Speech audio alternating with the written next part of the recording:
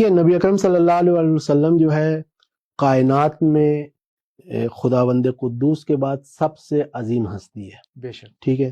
انسان کامل ہیں اور انسان کامل میں سے بھی سب سے کامل انسان ہے، یعنی ٹھیک ہے، اکمل ہے. بے شک. اب انسان اس کمال کے سفر میں اتنا آگے نکل جاتا ہے کہ اس کے اور خدا کے درمیان کوئی دوری نہیں رہ جاتی. بے شک. ٹھیک ہے. اب یعنی مخلوق اور خالق کے درمیان، یہ مخلوق الہی ہے، بے شک. سراپا محتاج ہے، لیکن اس کے اور خدا کے درمیان جتنا قرب ہو سکتا ہے وہ مکمل طور پہ قرب حاصل ہو گیا ہے. تو یہ انسان کامل ہے، اور یہ مقام ولایت ہے. ولایت یعنی قریب ہونا، اتنا قریب ہونا کہ درمیان میں کوئی دوری نہ ہو، یہ مقام ولایت پہ. تو پیغمبر اور تمام انسان ہائے کامل اس مقام پر ہے، اور اس مقام پہ بھی پیغمبر اکمل ترین مقام پر ہے. اور انسان کامل جب ہوتا ہے، دیکھیے جو مخلوق خدا سے سب سے زیادہ نزدیک ہے رتبے کے لحاظ سے، وجود کے لحاظ سے، مانوی لحاظ سے، نہ زمان و مکان کے لحاظ سے، جو سب سے قریب ہے خدا سے. ٹھیک ہے. تو جو دوسری مخلوقات ہیں جو خدا سے رتبے اور وجود کے لحاظ سے دور ہیں، ان تک خدا سے جو کچھ پہنچتا ہے اس مخلوق کے چینل سے پہنچتا ہے. دیتا خدا ہے لیکن اس چینل سے گزر کے جاتا ہے.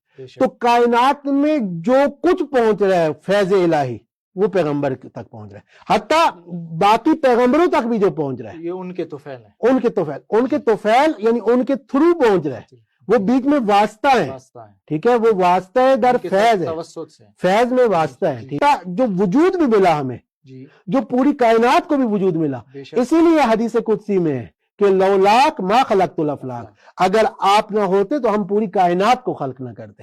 یعنی پوری کائنات کو بنانے کا مقصد پیغمبر اکرم صلی اللہ علیہ وسلم کی ذات ہے، سبحان اللہ، ہدف ہے. کیونکہ مقصد کیا ہے کہ انسان عبودیت تک پہنچے. عبد کامل کون ہے؟ پیغمبر ہے. ماشاءاللہ. ٹھیک ہے. مقصد کیا ہے کہ انسان کمال الہی تک پہنچے.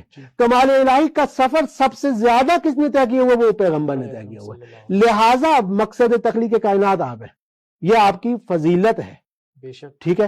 پھر اسی وجہ سے آپ تمام انبیاء پر فضیلت رکھتے ہیں. آپ خاتم النبیین ہیں، یہ آپ کی فضیلت ہے. ٹھیک ہے. آپ سید المرسلین ہیں، یہ آپ کی فضیلت ہے. اور آپ خیر البشر ہیں، یہ آپ کی فضیلت ہے، اور تمام انبیاء سے بہتر ہے. اور پھر آپ کی ایک فضیلت یہ ہے کہ آپ کی امت کو امت وسطیٰ قرار دیا. آپ کی امت کو جو ہے وہ باقی امتوں پہ برتری قرار دی ہے آپ کی وجہ سے. ایک فضیلت یہ ہے کہ آپ کی وجہ سے پچھلے تمام انبیاء کی امتوں پر عذاب الہی ہوتا رہے، لیکن آپ کی وجہ سے آپ کی امت میں اس دنیا میں عذاب نہیں ہوگا، دنیا میں عذاب نہیں ہوگا.